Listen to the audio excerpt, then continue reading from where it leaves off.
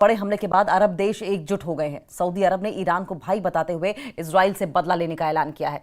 संयुक्त अरब अमीरात, कतर और तुर्की जैसे ताकतवर देशों ने इजराइल के खिलाफ मोर्चा खोल दिया है। इजराइल को अकेला पड़ता देखकर अमेरिका परेशान राइजिंग लॉयन को लेकर बैकफुट पर नजर आ रहा है।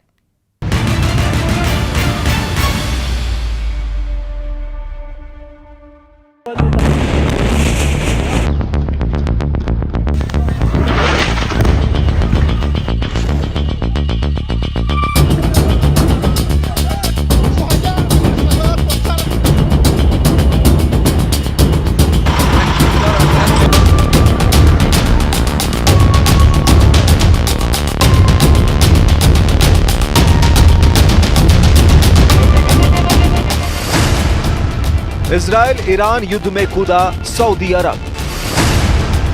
ईरान के साथ अरब देशों की संयुक्त सेना। ट्रंप ने साथ नहीं दिया तो क्या करेगा इजराइल?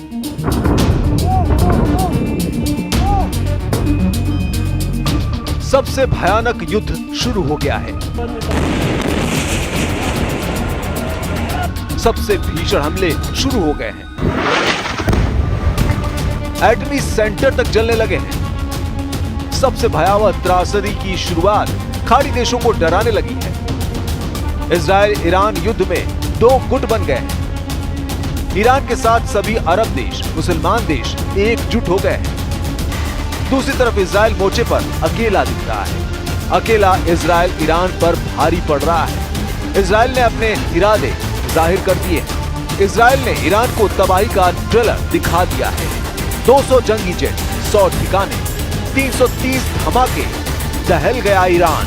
इजराइल ने बारूदी तहलका मचाया, इतिहास दोहराया। दुश्मन को घर में घुसकर फिर से मारा, एक दो बार नहीं, 330 धमाके से दहलाया। इसके साथ ही ईरान की युद्ध घुड़की को इजराइल ने धुआं धुआं कर डाला। इजराइल का अपना स्टाइल है, कुख्यात स्टाइल। दुश्मन सिर उठाए उससे पहले उसे कुचल डालने का स्टाइल। लेकिन इस बार इजराइल ने ईरान को ऐसा मातम दिया है जिससे उबर पाना खामनेई के लिए आसान नहीं। ईरान इजराइल युद्ध अब उसी दौर में पहुंच गया है जहां सर्वनाश का जोखिम है। इजराइल ने ईरान के एटमी अड्डे उड़ा डाले। इजराइल ने ईरान के जनरलों को मार डाला। इजराइल ने ईरान के परमाणु वैज्ञानिकों का सफाया किया। इजराइल ने तेहरान से इस्फहान तक जला डाला।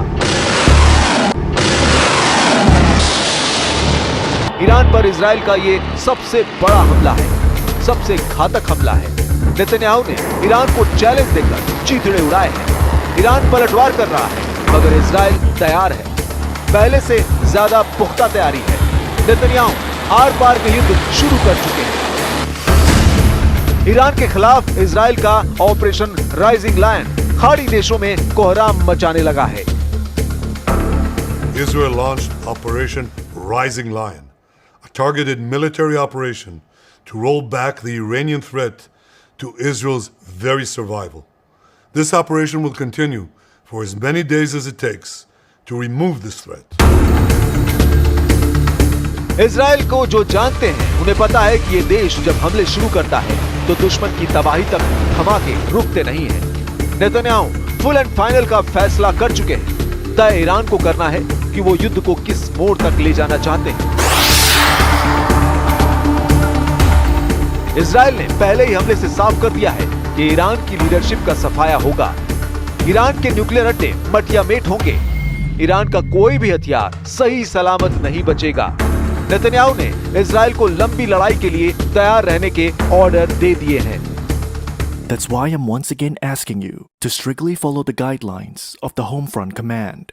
It's very possible that you will need to stay in protected spaces for an extended period of time, much longer than we've been used to until now. Please make sure to stock up, as I'm sure you're already doing, with supplies, food, clothing, and more. Israel ने इस बार Iran को छलनी कर डाला है। Iran के नक्शे पर इतने धमाके हुए हैं, इसका अंदाजा भी रिवॉल्यूशनरी गार्ड्स को नहीं था। सबसे ताज्जुब की बात यह है कि ईरान को इजराइल के हमले का अलर्ट 2 दिन पहले ही मिल गया था। बावजूद इसके ईरान का डिफेंस सिस्टम इजराइल के हमले रोक नहीं पाया। इजराइल ने ईरान पर हमले के लिए एयरफोर्स के सुपर लड़ाकों का इस्तेमाल किया। एयर स्ट्राइक में F-35 aided stealth fighter jet और F-16 सूफा की स्क्वाड्रन इस्तेमाल हुई।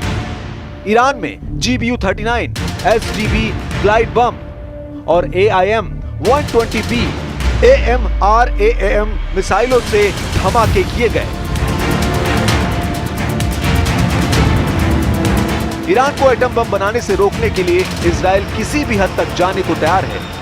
इजराइल डिफेंस फोर्सेज ने ऐलान किया है कि वो ईरान के एटमी अड्डों को दहलाना जारी रखेंगे। אנחנו יוצאים למערכה שהיא מערכה לא פחות מקיומית נגד אויב שמבקש להשמיד אותנו. אני שומע את זה מכם לא מעט. מפתח יכולות גרעין, מתקדם מהר בפיתוח יכולות הגרעין שלו, מפתח יכולות של נשק קונבנציונלי בכמויות מאוד מאוד גדולות. ואת הדבר הזה אנחנו רוצים לגרוע, לשבש ולהסיר את האיום הזה. इजराइल एयरफोर्स के साथ ईरान पर हुए हमले में मोसाद का सबसे अहम रोल रहा। मोसाद ने एयरफोर्स को हमले में मदद पहुंचाई। मीडिया रिपोर्ट्स के मुताबिक मोसाद ने ईरान के अंदर ही विस्फोटक ड्रोन बेस बनाया। इसी बेस से सतह से सतह पर मार करने वाली मिसाइलों को निशाना बनाया गया। मोसाद ने हमले से पहले गुरुवार रात को ड्रोन एक्टिव किए, फिर ईरान के सैन्य ठिकानों में तबाही मच गई। इजराइल ने ऑपरेशन को कई सालों की खुफिया जानकारी, योजना और तकनीक के तालमेल से अंजाम दिया है।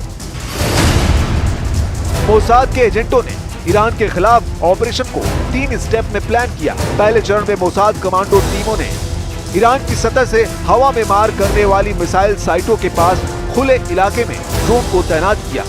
ये तब काम आए जब इजराइल ने जंगी जेटों को ईरान में भेजा। तब इजराइल के ड्रोन ने वायुसेना के हमलों को कवर दिया। इसके बाद जंगी जेटों ने सभी टारगेट को मिसाइलों से उड़ा दिया। ऑपरेशन के दूसरे स्टेप में ईरान की हवाई सुरक्षा को बेअसर किया गया। मोसाद ने मोबाइल प्लेटफॉर्म पर लगे हाईटेक हमलावर सिस्टम तैनात किए, जिसने सफलतापूर्वक ईरानी डिफेंस सिस्टम को खत्म कर दिया, जिससे इजरायली जेट के लिए रास्ता साफ हो गया। इसके बाद तीसरे चरण में मोसाद ने ईरान के भीतर विस्फोटक ड्रोन सुविधाओं में घुसपैठ करने के लिए पहले से बनाए नेटवर्क का फायदा उठाया। इजराइल ने जब ऑपरेशन शुरू किया तो इस्फहाजाबाद बेस के पास सतह से सतह पर मार करने वाली मिसाइल लॉन्चर को निशाना बनाया। इसी साइट को इजराइल के लिए एक बड़ा खतरा माना जा रहा था। हालांकि ईरान डिफेंस सिस्टम का कोई भी लड़ाका इजराइल के प्रहार के आगे टिक नहीं पाया। ईरान के S-300, बबर 373, खोरदाद 3 और 15 जैसे हथियार को लांघकर इजराइल ने दुश्मन को दहला दिया। इस मिशन को मोसाद एजेंट्स ने सुपर सॉलिड कामयाब बनाया। हालांकि अब भी मोसाद एजेंट्स अलर्ट मोड में हैं।